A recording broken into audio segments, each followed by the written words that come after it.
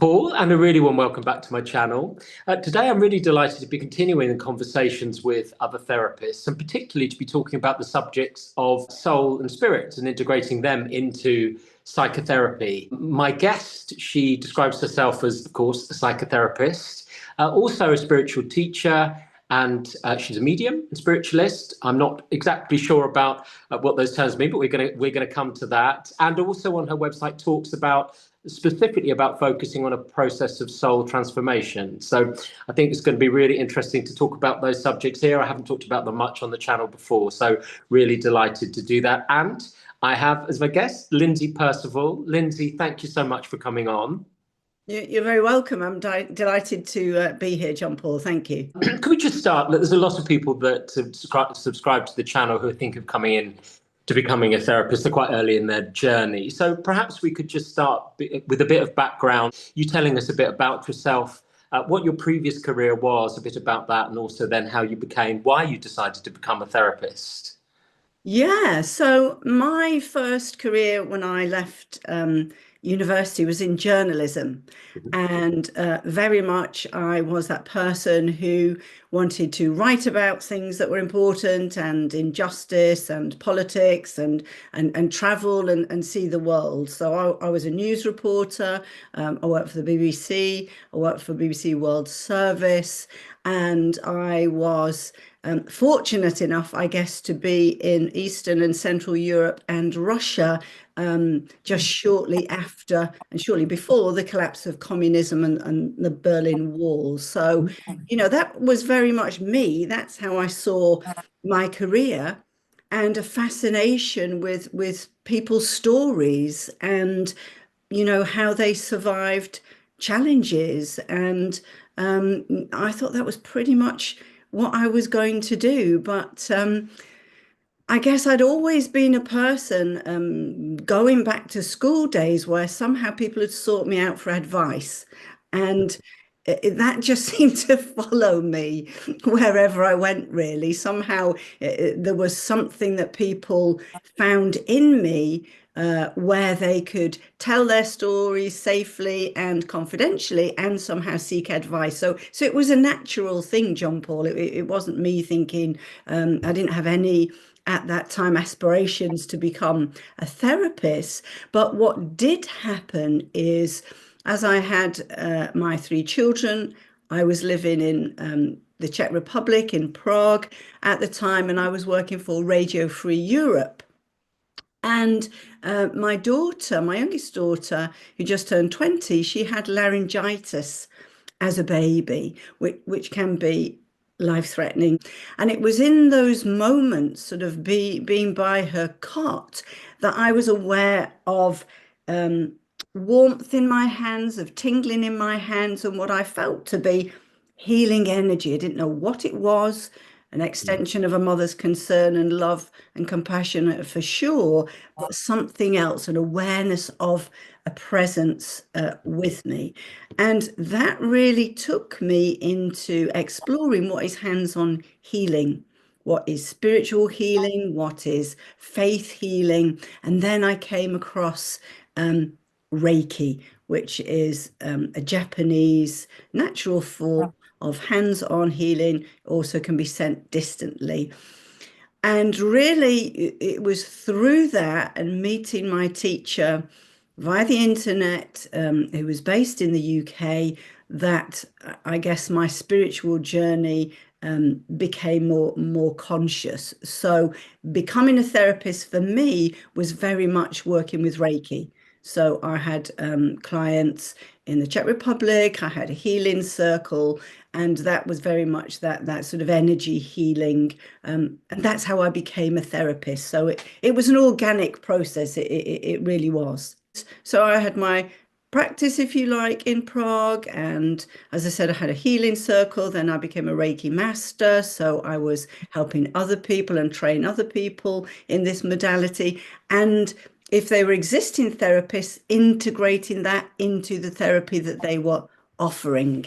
Maybe massage therapists or shiatsu or different forms of body work. So that's how that journey into becoming a therapist started. I guess more Reiki, more with the body, rather than, but psychotherapy, depending on how somebody practices it, of course, but more about talking therapy. So how that happened as well, it was really the client work that took me to that place, because I was seeing increasingly more complex presentations. So whereas people might have sought me out for physical ailments or bereavement, then I remember very clearly one evening having a client who, well, what I now know with my training as a psychotherapist, was having a psychotic episode. And she had ideation. She was very confused. She was very in an unsafe and an unstable place. But I'd always made a point of building a network of other therapists. So I knew psychotherapists and people to refer her to. And because she was Czech speaking, and although my Czech was passable, she needed really somebody, a Czech speaker. And if she needed a referral to psychiatric treatment, I obviously didn't have the training to do that. So I passed on the referral to a friend and a colleague that I knew. And then it just occurred to me that I needed some more training as well. And that's what led me to train in transpersonal integrative psychotherapy. CCPE in Little Venice, where, Yeah. where I trained as well. So from Prague to London, how did So that I come moved from about? Prague to London. To train? Well, it was a combination of things. Yes, I felt, I needed to be in the UK really if I wanted to further my training, but also having three children, being in the Czech Republic, none of them had really any much contact with the UK, and I felt that at least I wanted them to have some understanding of, where mum came from and where, the rest of the family was. Their father is from Slovenia, from former Yugoslavia. So Okay. we spent a lot of time. So they're third culture kids.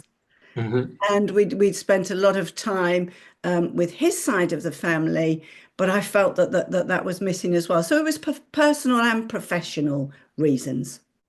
And what did you think about the training? How did you enjoy it? For me, it satisfied this part of me that wanted to have a spiritual understanding, an understanding of the soul on a journey. And it was the only really modality that fitted in with my Reiki practice. So, and as well as I do, that 4 years, well, 5 years if you do the foundation year, is very intense. And we really have to look at ourselves, understand ourselves, and it's about becoming a therapist. It's not really just looking at the theory, it's who we are. And I suppose that's the most rigorous and transformational part of that journey.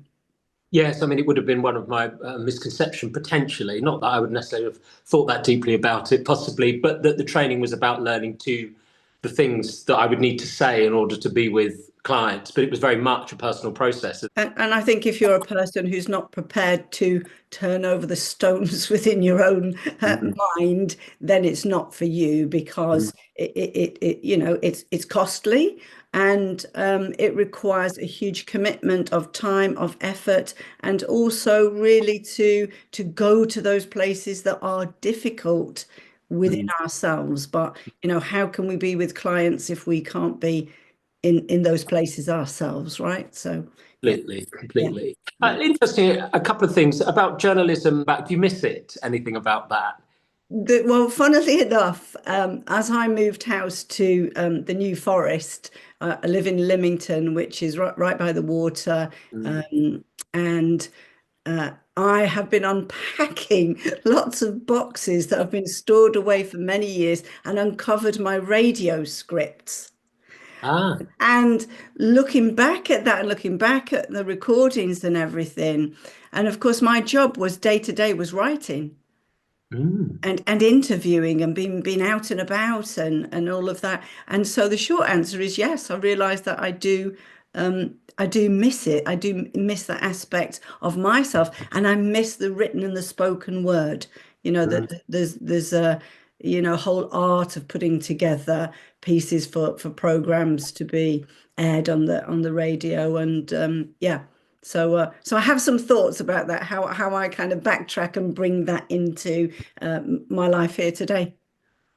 Interesting. What, as far as creative writing and that kind Yeah, of thing? that. So, yeah, I'd written a first book some years ago. So I'm always getting around to writing my second book. And Okay, what was your first book about? so my first book was a business book, and it was really about that time when the internet and dot-coms and all of that were really sort of starting up. And it was published by the Economist newspaper. And I've always been getting around to the next book, but three children later and all of that, there has to be the right time. So me coming to the New Forest was about creating that space where I can sit down and really focus on what I want to write, and potentially do my own podcast as well, because that would take me back into that interviewing and talking to people. Yeah, so I was delighted when you invited me. So here I am. Oh, brilliant. I mean, coming up to date and where things are for you now, as I said, you sort of explicitly work with spirit, soul within your practice. Could you say some more about that and what those, I say concepts, but what they mean to you? Yeah, so if we're talking about within my psychotherapy practice, Yeah, I mean, hopefully we can cover both. so within psychotherapy, I guess how it works is intuition. Intuition is a big part of what you and I do, as I see it, because we're working in the moment. We don't know what might arise within our client work, and somehow we have that feeling of the appropriate thing to say, the intervention that would be most helpful. So for me, that's working with the intuition, that's working in that soul to soul communication. What is that part of me that feels I have something that can be helpful to the client who is in a challenging place, who's with me. So it's about me keeping that space clean. It's how I set the space up. It's how I am within myself. And I guess as I have my spiritual practice, that's my preparation before I meet my client. And the mediumship, really, that's who I am and that's part of me. But if you think that a medium's role is an intermediary with those who've passed to the spirit world, that we believe still have a personality, still have a voice, and can speak to us in their own way. Of course, it would be highly inappropriate to bring that into therapy and mix a modality like that. But I am very upfront from the get-go that this is who I am, this is what I do, there are no surprises here. And if a client comes to me with issues of loss, with bereavement, the way it might work is I might say, well, what advice would mum give to you right now? I would never say, and here's your mum in the spirit world, and this is what mum has to say. It would be completely incorrect. And, but people genuinely, I give that as an example, might have the sense of, well, yeah, I know what my mum would say. My mum would say, well, just get on with it. So it has ways of working ethically whilst holding that boundary. It has happened to me where clients have said, well, can you do a private sitting for me? Which is where I would work mediumistically. And I'll say no, because we contracted to work with psychotherapy. I know way too much about you now, and that would be unethical. It wouldn't be helpful for you. So if you want a private sitting, then you've got to look elsewhere. I see. Okay, so that you keep the two very separate. So I keep them separate, but I don't deny that's who I am at the same time, because, our journey, I don't know if you would agree, but I feel it's all about authenticity. Mhm. If we do all of this work on ourselves, all of this therapy, this personal development, I want people to meet me in that place where I'm very real and Mm, and authentic. And so if I would keep those aspects of myself somehow separate or split off, mm, because some people find it uncomfortable, I understand that and I respect that, I wouldn't be authentic. I wouldn't be me. I wouldn't mm. Yeah, it's an interesting one that as well because people will say if I'm full or something, can you recommend another therapist? As if in some ways all therapists are very similar, and there are similar qualities I think across therapists, similar personality types. I did a video on it. The things that I would have noticed being around groups of therapists. I mean, of course, those qualities are also shared amongst people in general, but there's some things that are more dominant, some qualities, I think. Equally, everybody is also very different, and there's something about the process which can make people very different in some ways. You know, there are people that are much more into CBT, others chakras, spiritualism. So yeah, more cognitive people. People are much more into the body, creative, drama, art. Part of that process as well, the personal development process, is people becoming therapists, becoming authentically, congruently who they are, which can make them quite different to another therapist, can't it? I think. Yeah, Absolutely. But we're all needed, aren't sure. we? Because we're Mm, all needed within that difference. Because I'm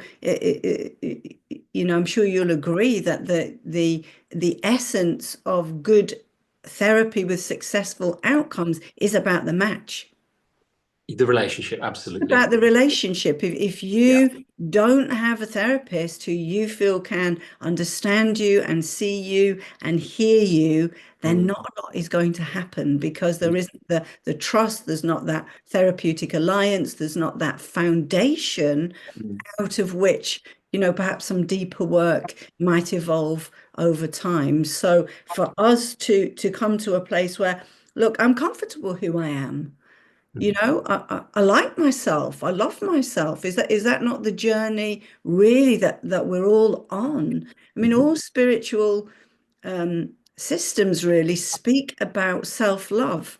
And yet that's the most difficult mm, challenge as human beings that we have. Um, and so I think there's something about the therapist modeling the journey. What is the result of that journey that you and I have been on, and that we've paid thousands and thousands of pounds to train, and we've given up other careers, or mm. it's a huge consideration, and hopefully we're happier, more joyful people. Otherwise, what's Mm. Totally. And when we used about giving up a previous career as well, I did an interview with somebody. He was saying that what was the moment when you decided to become a therapist? And actually, when I think about it, it was more because you said the word organic, but there wasn't necessarily a conscious choice. I am going to change career and be this exactly? person. There was something about that just happened over time. The more I put myself into these places, into CCP, around other therapists, it just developed a momentum. There's effort that you need to go to in order to do it, isn't there? But there's something underlying that I think was much more organic. Yeah, Exactly. And I think organic's a good word. It seemed to be an evolution of who I was anyway. sure. If I think back to me as a teenager sitting in the cloakrooms at school, and the girls would come and say, well, my boyfriend this or this, that, and the other. And I'm Mm, thinking, well, why are you asking me? But somehow, that they did. So really it was a me of owning whatever it was within me, of an ability, if you like, and honing that skill and mm, understanding how we can be of service to people. And I always remember a book, and I've still got it. And the title of this book is kind of How to Help and Not Be a Nuisance. And right. I love the title of that book, because you know there is an art to helping people, And not being a nuisance. and not being a nuisance. And I'm sure you will know as well as I do people who are more of a nuisance rather than a help, but they come from a good place. So Mm, that's why we train, isn't it? That's why we mm, have a conscious understanding of what it is that we do here. mm. Just going back to when you're in the room, you said you wouldn't proactively say, "Oh, and she would say," as far as the kind of is it mediumship would be the term, or Yes, yeah. that's me, mediumship. Yeah. Do you sometimes, are there messages that you would receive, or does it have to be particular conditions that are created, a particular setting, an environment that would happen for you? So it has happened occasionally Mhm. and not consciously. Um, and I know that I've said things, sort of said, well, um, you know, grandmother, this, that, and the other. And they went, well, that's exactly what she would say. And I'm like, okay, I'm aware that I've kind of just slipped into another thing, but I don't go into it. It's a shift in my energy where mediumship happens. So it's not that I walk around with this continual openness to the spirit world. That would be unhealthy. Like psychotherapy, it's a discipline, it's a practice. I'm a very grounded practitioner. I always have been from the first teachers that I met. So it's not really, if I'm working as a psychotherapist, I'm working as a psychotherapist. If I'm working as a medium, then I'm working as a medium. So, it's keeping them separate whilst they're not separate, if you see what I mean. It works with intention. So much as I'm having a conversation with you, having a conversation, if we were doing Reiki, I would be meeting you with a different intention. You see, so if I was meeting you and we were doing mediumship, it's another intention again. So the energy shifts, the energy changes. In fact, just working with, because I also train mediums to work as well. And if I get the permission from my client to show this, and maybe I'll put it on my Facebook page. So we're working on Zoom, and you can see two circles of light by her head as she opens up to work the spirit world. And moments later, as I take a photograph of her, you don't see them. And then you ask yourself, well, is it the lighting? Is it the sunlight coming through? Is it this? Is it that? But it's really quite clear, the visual. So you can see how the energy shifts and changes. Of course, some people know this as the aura. I tend to call it the energy field. To me, it's a real thing. It's a scientific thing, and it's not woo-woo. Sure. On the woo-woo subject, I mean, you're very clear about what you do on your website. You talk about being a medium on there as well, actually. Yeah, I mean, we'll yeah, come on to the kind of soul yeah, transformation yeah. idea. Has anybody has come through as a therapy client and then seen the kind of mediumship stuff? Because there will be people that will be cynical about it. How do you respond to that if that has happened? And I suppose more generally, you might get people who are more cynical about being a Absolutely. spiritualist. And yeah, Absolutely. Look, it still is a very difficult concept, a challenging concept for many people. I completely understand that. People are fearful of it. So I'm completely respectful of other people's reaction and response to it. But usually the people who are the most critical have no experience to base it on whatsoever. It's an opinion. sure. So I've never been a person who gets involved in let's have a battle of opinions. I'm more likely to say, well, have you ever seen a medium work, or have you ever been to a private sitting? Have you ever been to a spiritualist church? If the answer is no, I'll say, well, why don't you pop along? And then I'm happy if I pass across again to discuss it with you. Sure. In the essence, it's not about wanting or needing people to understand our way of being. It's more those people who come to us quite spontaneously. We're not kind of standing on a corner and talking about, come to a spiritualist church, do this, do that. It's a ripple effect. And if somebody comes and has a transformational experience in that, quite often we're dealing with very difficult and tragic passings.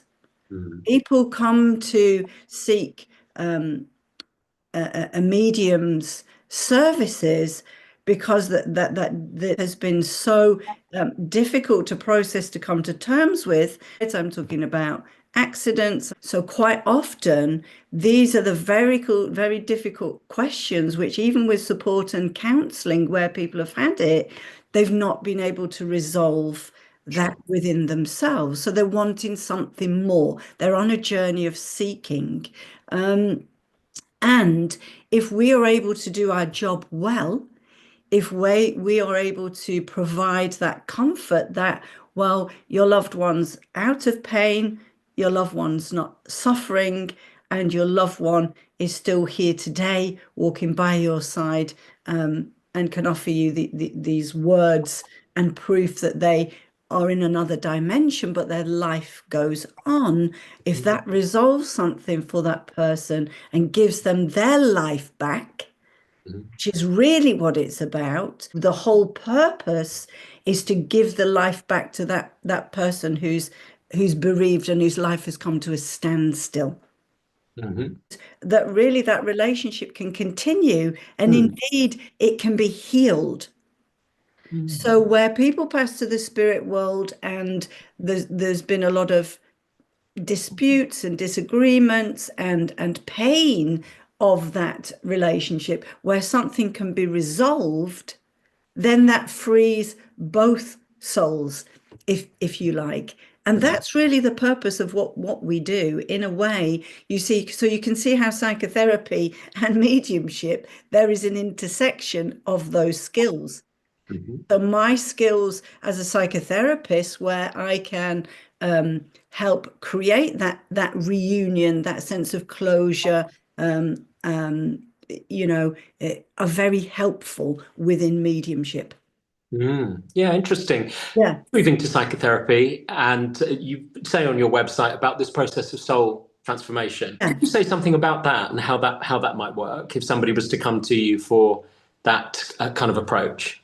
Yeah. So, I believe that, it's not it's by no means a new concept, but the essence of who we are a soul, and that's the deepest part of, if you like, our essence. That's authentically who we are. And the whole point of my programs really is to help people have that understanding that within them there's a tremendous source of wisdom and of guidance. And people give away their power to others all the time, including to therapists, and to mediums. It's reaching outside of self. Well, my hope is that through my program called Soul Power, that people can touch that place within them, and that's the place of authenticity.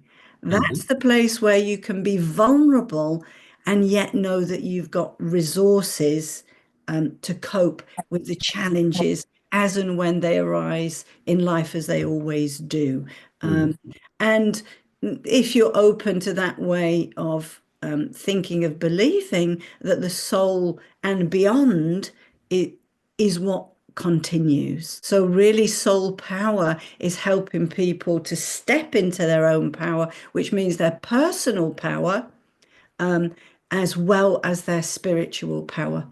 And how would you facilitate that? So I developed a whole sort of sequence of steps. I've analyzed where I meet people over my 20 years of being a therapist. I've looked at the place that I meet people and what seems to be the aspects of the journey that seem to be common to everybody.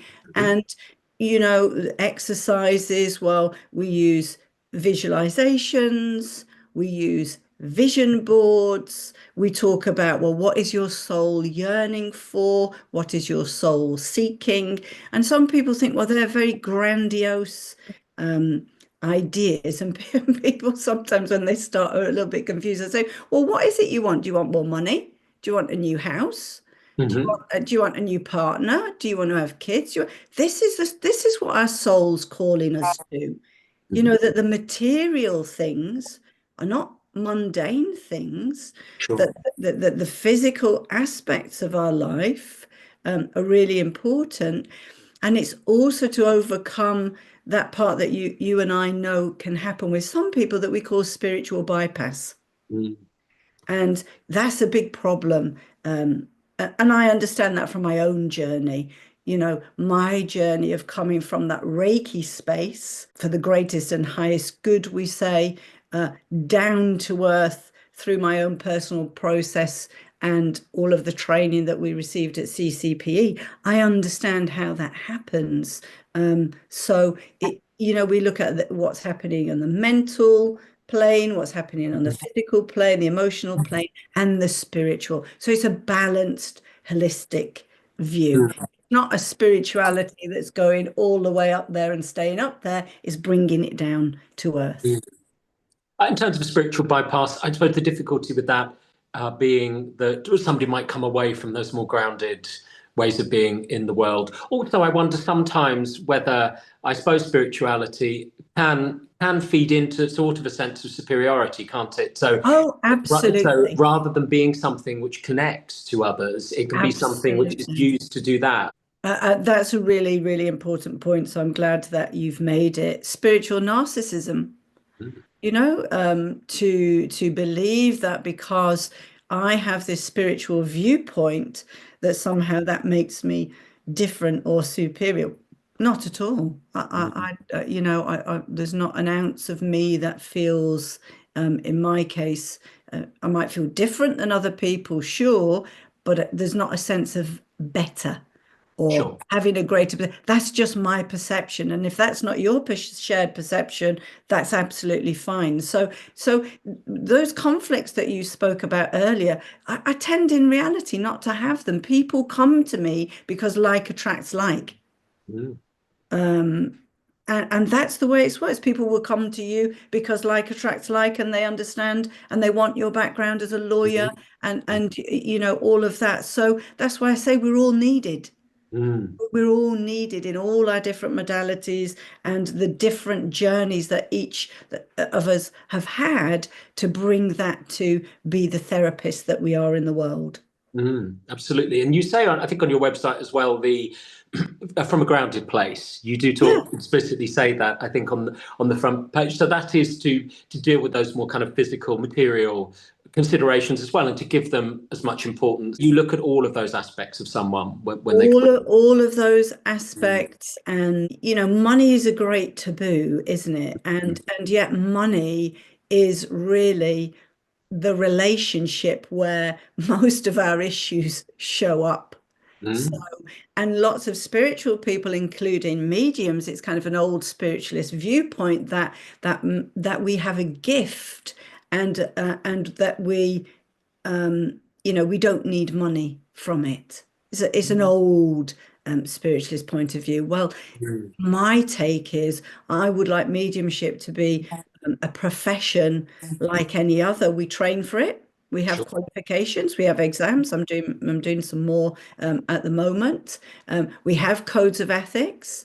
Mhm, It is a legal religion within the UK. My sense is really to bring this as a professional service for which people receive appropriate remuneration, mhm. because we need to live and pay our bills as well. Yes, and it's not a particularly popular subject even amongst therapists, is it? I also wonder with clients. I mean, I've in terms of this channel, I posted a video about recently about monetizing a YouTube channel, and somebody posted below it. It's not a great look as a therapist to be talking about being interested in monetizing a YouTube channel, and I thought, I know generally for the place that it was coming from me, not to be defensive about it, but was absolutely about growing a YouTube channel. To Yeah. monetize it, you need a certain number of watch hours. Yeah. So, what kind of things do you need to do in order to do that? But I can see there's a general that when therapists talk about money or the idea that they would be monetizing something, Yeah. there are some people that react not Yeah. brilliantly to that, and I can understand if we're looking at narcissism. I suppose, somebody who's preoccupied with kind of material stuff, or somehow could get exploitative about it for money and those kind of things. I do understand why somebody they might be more alert to a therapist talking about money, or might expect it less than they would say a doctor or a lawyer or someone else. So it's an interesting one in our profession, isn't I think that money is something that we should talk about more and more in a it? healthy way, and Mm, explore why is it such a taboo? Because we all need it, and the mm, general complaint of most people is there's not enough of it. mm. Do you mean as therapists or generally as Well, people? Is I there, think generally, what is the complaints about money? Generally, it's about lack, isn't it? And I mm, think that the thing about money is it's a relationship. mm, And it's also about your self-worth. It's also about your self-perception. mm, And so if you imagine that there might be prejudice against therapists thinking, well, yes, they earn all of this money because they're exploiting people in pain, but we're a helping profession, mm. you know? so are doctors, so are nurses, so are dentists, so are, we could go on. And we're professionals, and, so we need to live. So there's ethics around that, of course. And you imagine in mediumship and spiritualism, then people saying, well, if that's connected to God, well, why does God think that you should earn some money from it? Well, because we need to pay our bills, because we're actually ordinary people. I've got my electricity bill, I've got my gas bill, I've got my, I need to go to the supermarket. So maybe we need to speak more about this. And yes, of course, there will be people in any profession who exploit vulnerable people. Mm.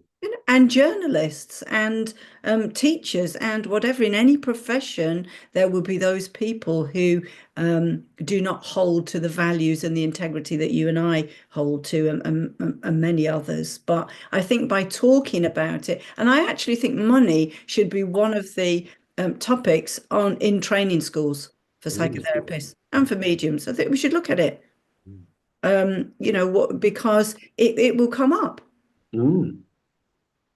Well, our own relationship with it, but of course, clients' relationship, because in most occasions, unless it's providing free therapy, they will be paying for it, and there's everything that comes up around that, and boundaries and payment, and how they feel about paying for it, and Absolutely. yeah, and I suppose it does sometimes come up in that sort of context around boundaries in the training, but as you say, there's very little around perhaps therapist's own relationship with money, and absolutely, yeah. absolutely, yeah. So I think that's an important one, yeah.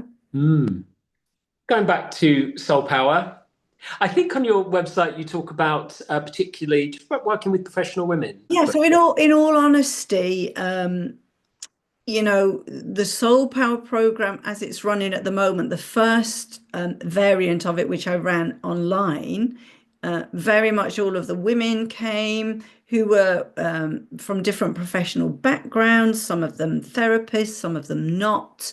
And that was sort of the first cohort.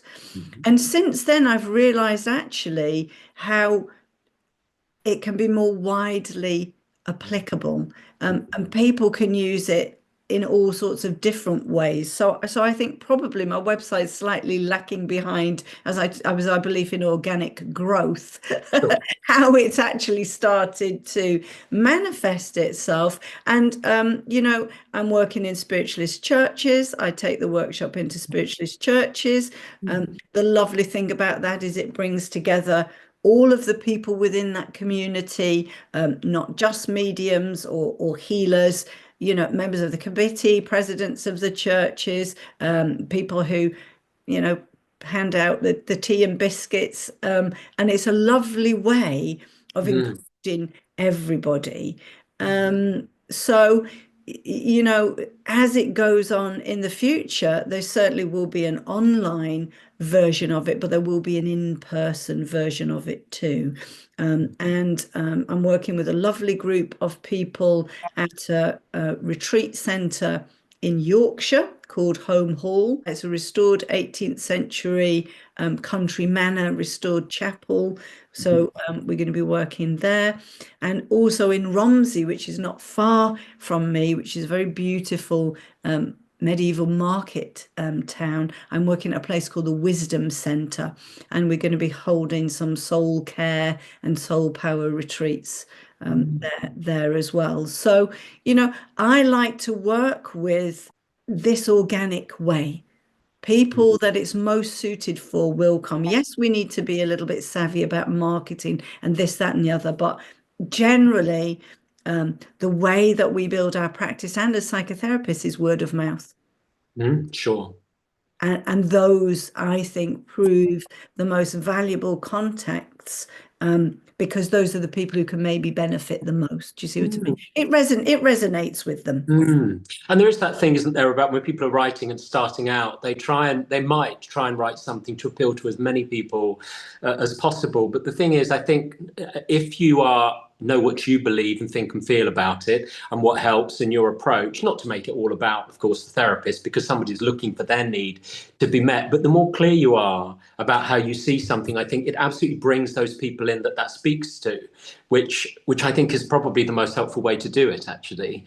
Because people might say, again, coming onto YouTube, having podcasts, you are saying quite a lot about who you are, people. But I think that's a good thing, isn't it? Some people might listen and think to a podcast and think, well, I'm not sure that's for me. And other people think, no, that absolutely is. So the more visible in some ways that you are and clear about who you are, I think that can be a very helpful thing. Absolutely. I think starting out for therapists, starting out in their practice, they might think, well, I need to market myself, or I need to advertise, or I need to do this, I need to do that. In reality, I've spent very little money myself over the years doing this.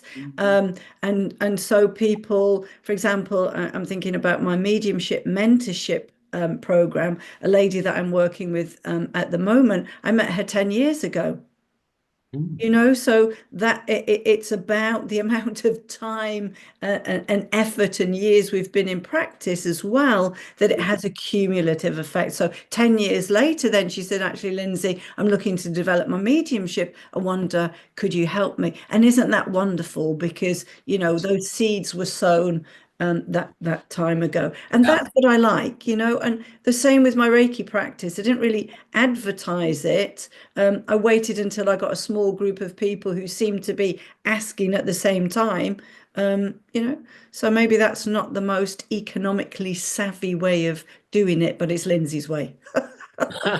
Well, it's a very good way, and it is about, as you say, planting those seeds. I would say that to people as well. Yeah. When they're starting, if they've only had a couple of clients a week, or it is, what seeds are you planting from the point of view of the future? That's Whether it. that's relationships with other people, or what your website will look like, or what you like in terms of social media or don't like, all those things. It's planting seeds, and I suppose watering them as well, isn't it? That kind of It metaphor, and is. it really does build over time, doesn't it? It is. And if I think, you and I probably met many years ago, and we used to see each other in the corridors of Yeah. CCPE, and we always said hello, but we Yeah. never had a conversation. And No. I always thought to myself, really interested to have a conversation with John Paul, because Yeah. I don't know much about him. And this may be even 10 years later, I don't know, Yeah. that That's just you the and I truth. are Yeah. having this conversation. Yeah, we always said hi, but it didn't really go beyond that. Yeah.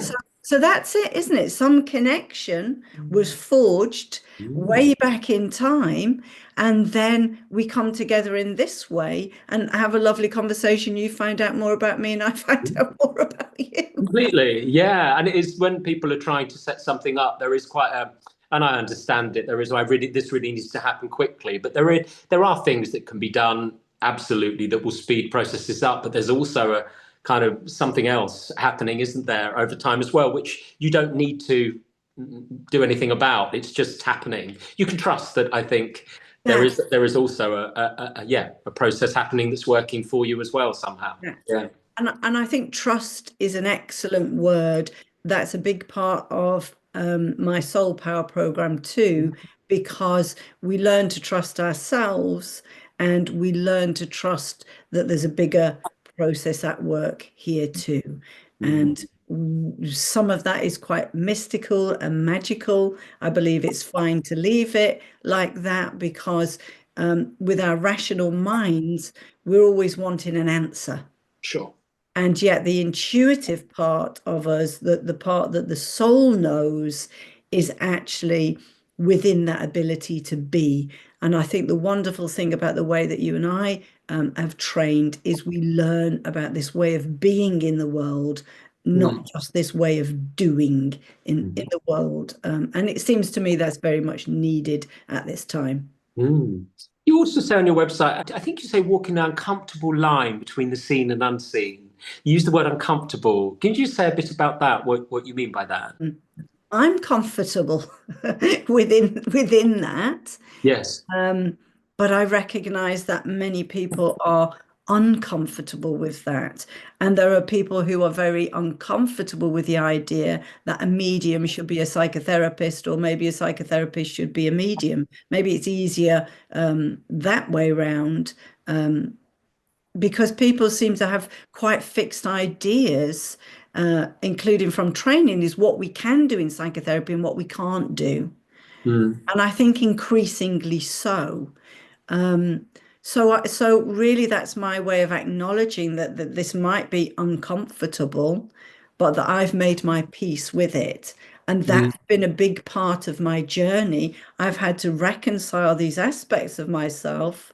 And even during training, um, you know, there were few people that I could talk to about it.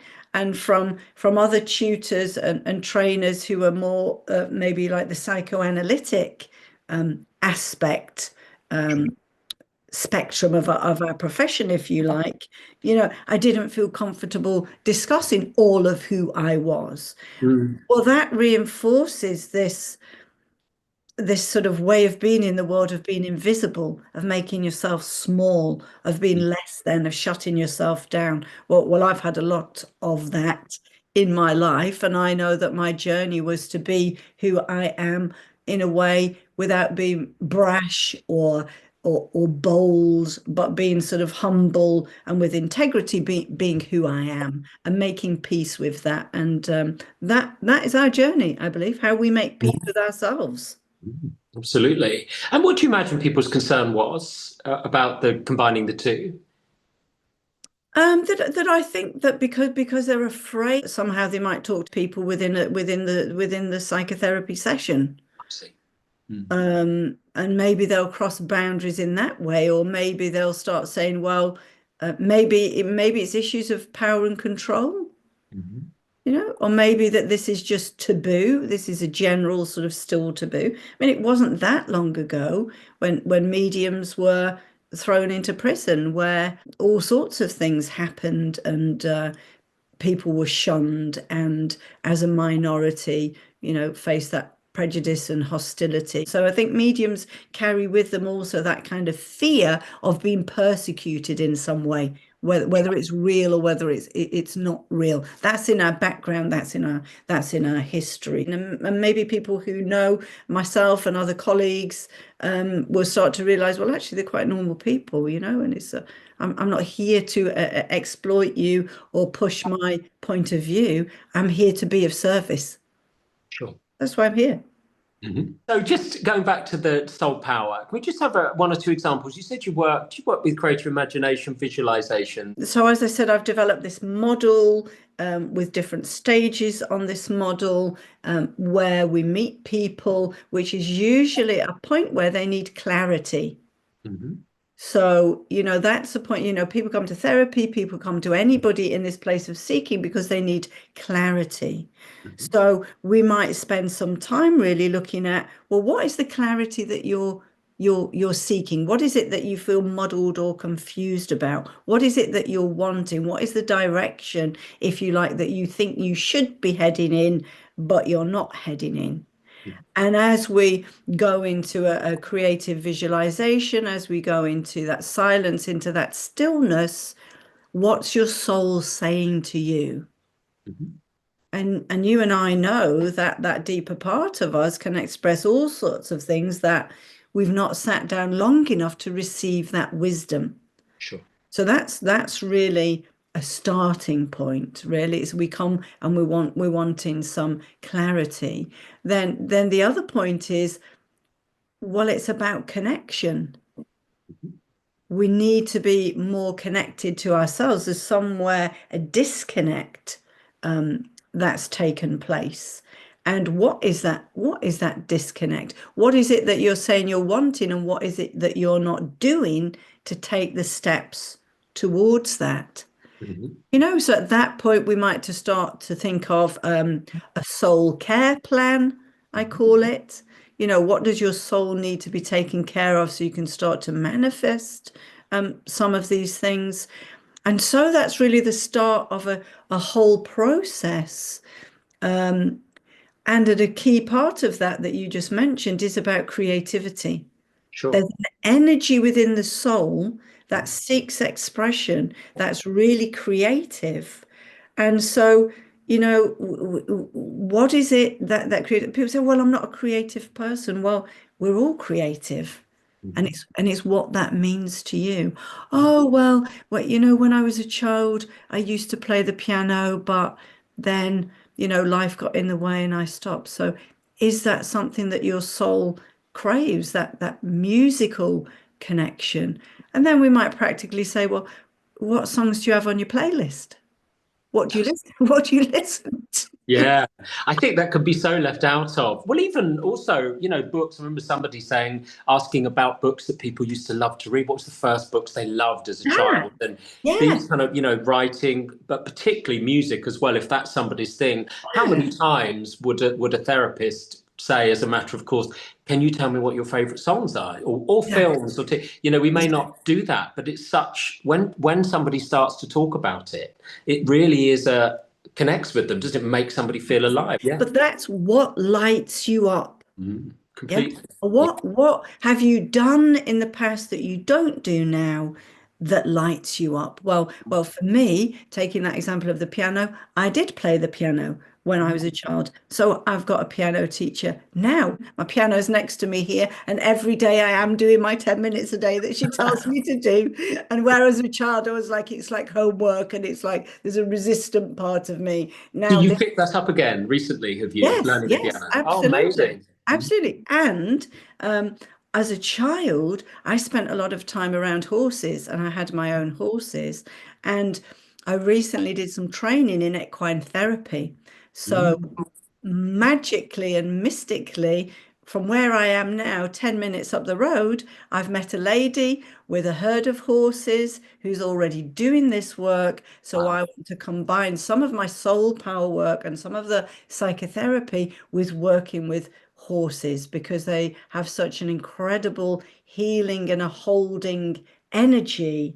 Mm. It's really quite magical. So, soul power is having that space where people can reflect on resources that they already have, but they've forgotten, they've left behind.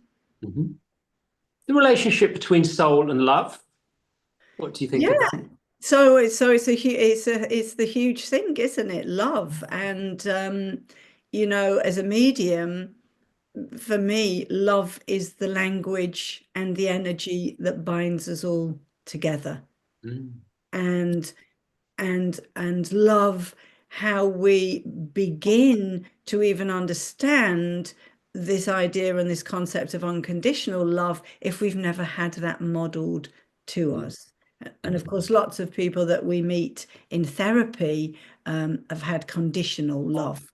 Sure. I will love you if, and if you do that, I won't love you. Mm.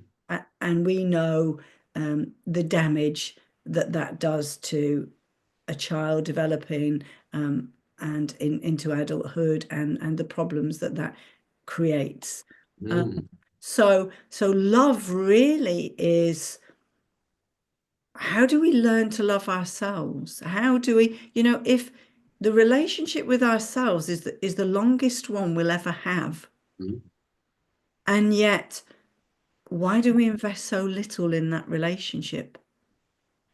And from that point of view, then look out to others, I suppose, and it all becomes, the weight of it will fall on people around us, won't it, who have their own difficulties. It's that, and I think in that sense, we have healthier relationships Mm. because we're not dependent on that validation from Mm. others. We can validate ourselves. I Mm. am enough, Mm. and that's a long journey.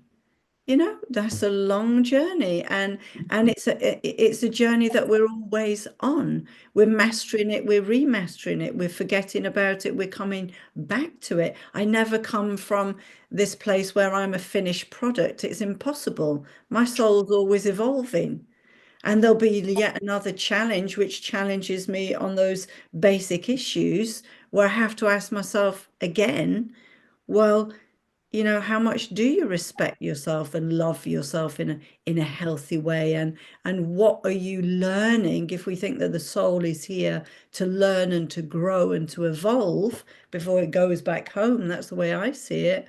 You know, what's happening? So we have to have those moments where we stop and pause and reflect in our busy lives. Completely. Advice for people coming into the profession.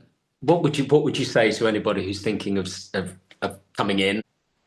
I think it's more about you than it is about the client, how you become a successful and a competent therapist, how you excel at what you do is by working on yourself.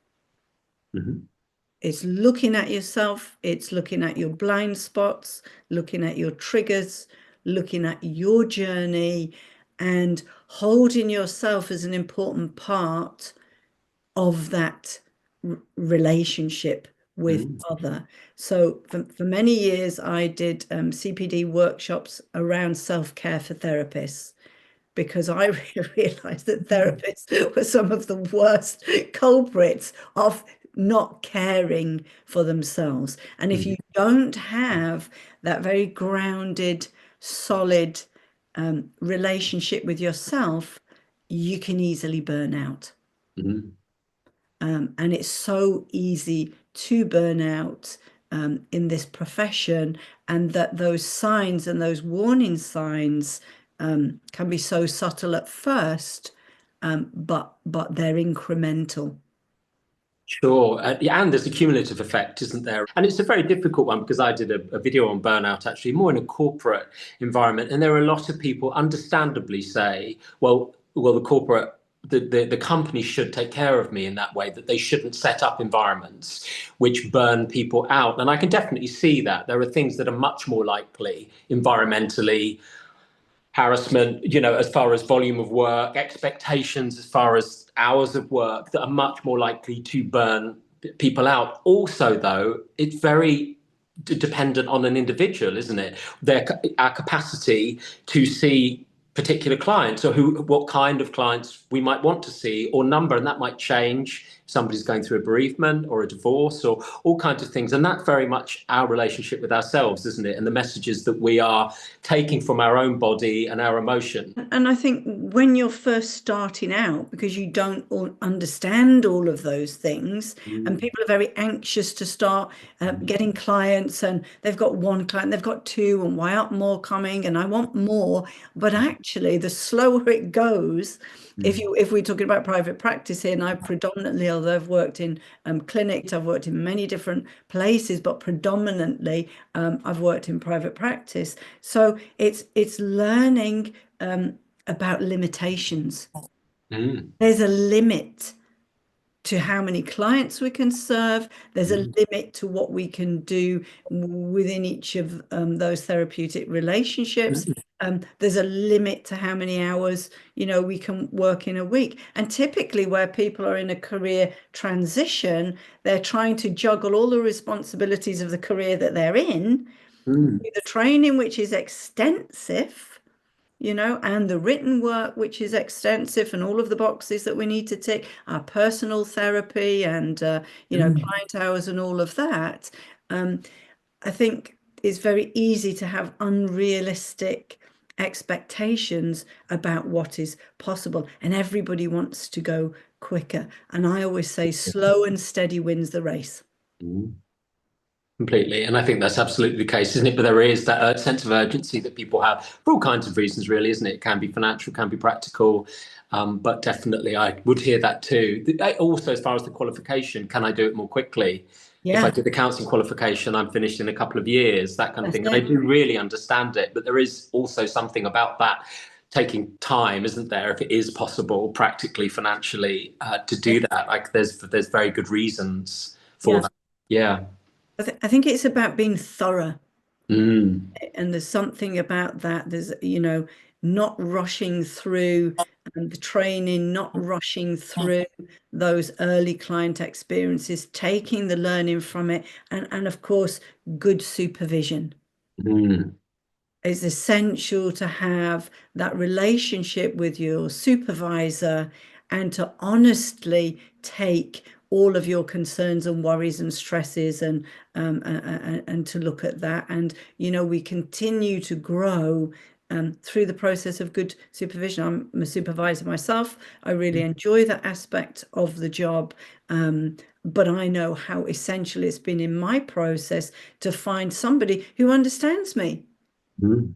and I can thoroughly be relaxed and be myself and let off steam. Mm. It's essential, isn't it? Yeah, absolutely. It's great advice. Thank you, Lindsay, for people coming in. That we are about a time with things, but just to finish off, what would you say is one of the most important things that you've learned in terms of life generally? So I've got something that I'd like to read, and it's a verse from Ralph Waldo Emerson, Mm. and he says, "Finish each day and be done with it. You've done what you could. Some blunders and absurdities no doubt crept in. Forget them as soon as you can. Tomorrow is a new day. You shall begin it serenely and with too high a spirit to be encumbered with your old nonsense." Mm. And Fantastic. I really like that concept. Uh, Mm. I lean into it each and every day, because whatever has happened the previous day, whatever the challenges have been, whatever the joys have been, each morning as you wake up, you have the opportunity to start again. And for me, the cumulative effect of good therapy is the ability for me to step into that place and not be encumbered by my old nonsense. Okay. Did he lived in a lake cabin? Did he, Emerson? Emerson? I think he moved to a cabin and lived by a lake, which. Maybe that's a journey that I'm kind of doing Well, I was now. going to say you're by the sea now. Yeah, something very tempting And about it. having three children, that have the youngest of which has just left for university in September, I'm alone with my two cats. But maybe at this point in my life, it's exactly what I needed, that space to reflect, to pause, and to think, what is it that I want going forward, to have that Mm. clarity for myself. Mm. That's my soul power journey. So I aim to walk my talk. Of course I do. Fantastic. Yeah, my daughter left in September as well to go to uni, so it's an empty house from a child point of view too. Interestingly, yeah, big change, isn't it? Big change. Mm, mm. Well, thank you so much for that. It's been amazing, and all sorts of different ways. So interesting about how you work, and as I say, not really something that I've talked about that much with other people on the channel. So, but also general advice for therapists too, and people come into the profession. It's just been wonderful. We've been so open and generous in what you've been saying. So, thank you. As far as people getting in touch with you, I'll put links to your website and anything else from a website and Yeah. social media point of view you want to put below. If somebody does want to get in touch with you, is through the website the best way to do Yeah, that? so people can contact me through my website. I also do intermittently a newsletter. I will be updating it with some of the things that I've mentioned here that I haven't yet got on my website. My most up-to-date page is a Facebook page. It's Lindsay Percival Medium, and you can see demonstrations that I'm doing, and more about that aspect if that's what interests you. And some of them are on Zoom, so it's very easy for people to click on if they want to see what is it that we've been talking about here. Oh, fantastic. So go and have a look, everybody. Thanks again, Lindsay. It's been amazing. Really enjoyed it. Thank you so much. Lovely to Okay. talk to you, John Paul. Thank you so much. You take care.